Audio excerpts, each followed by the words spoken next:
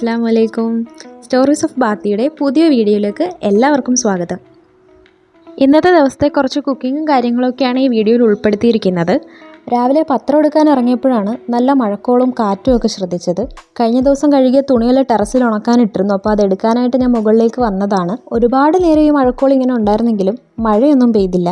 പിന്നെ നല്ല തണുത്ത കാറ്റായിരുന്നതുകൊണ്ട് കുറച്ച് സമയം ഞാൻ അവിടെ നിന്ന് കാറ്റൊക്കെ കൊണ്ടു. വൈകുന്നേരം 5 മണിക്ക് ശേഷം ഇങ്ങനെ ടെറസിൽ വന്ന് കാറ്റ് കൊള്ളാൻ എനിക്ക് ഇഷ്ടമാണ്. കാരണം നല്ല തണുത്തൊരു കാറ്റാണ്, തണുത്തൊരു ഫീലാണ് ആ കാറ്റിന്.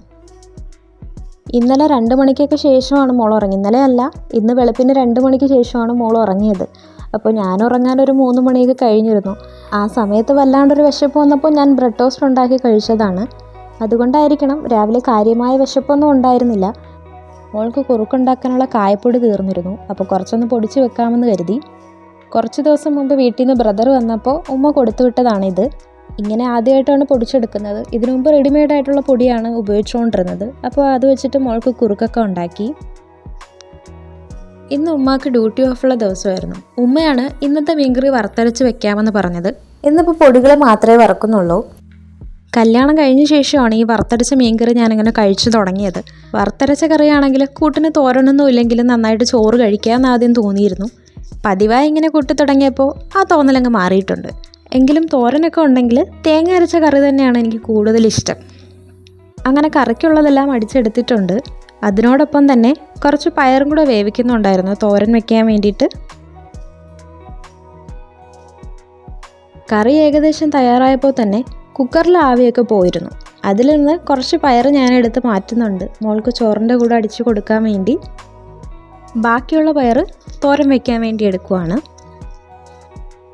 ഈ സമയത്താണ് ഇതിൽ ഉപ്പ് ചേർക്കുന്നത്. കാരണം മോൾക്കും കൂടെ കൊടുക്കുന്നത് കൊണ്ട് പയർ വേവിച്ച സമയത്ത് ഉപ്പ് ചേർത്തിരുന്നില്ല.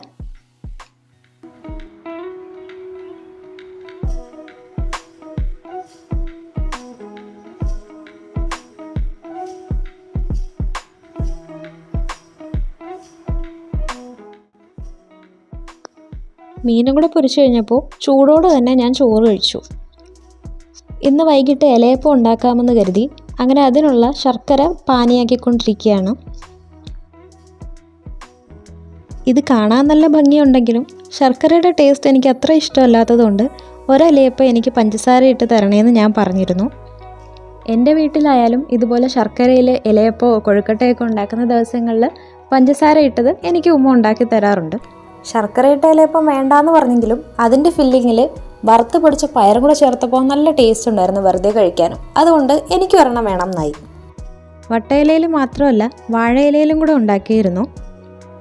ഇവിടെ ഇത് ചായയോടൊപ്പം ഒരു കടി എന്നുള്ള രീതിയിലാണ് ഈ ഇലയപ്പം കഴിക്കുന്നത്.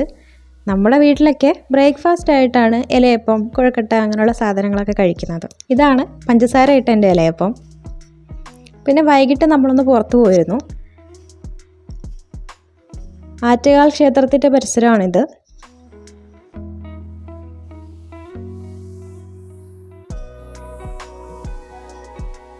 പിന്നീട് ഞങ്ങൾ തിരിച്ച് വീട്ടിലെത്തിയത് രാത്രിയാണ്.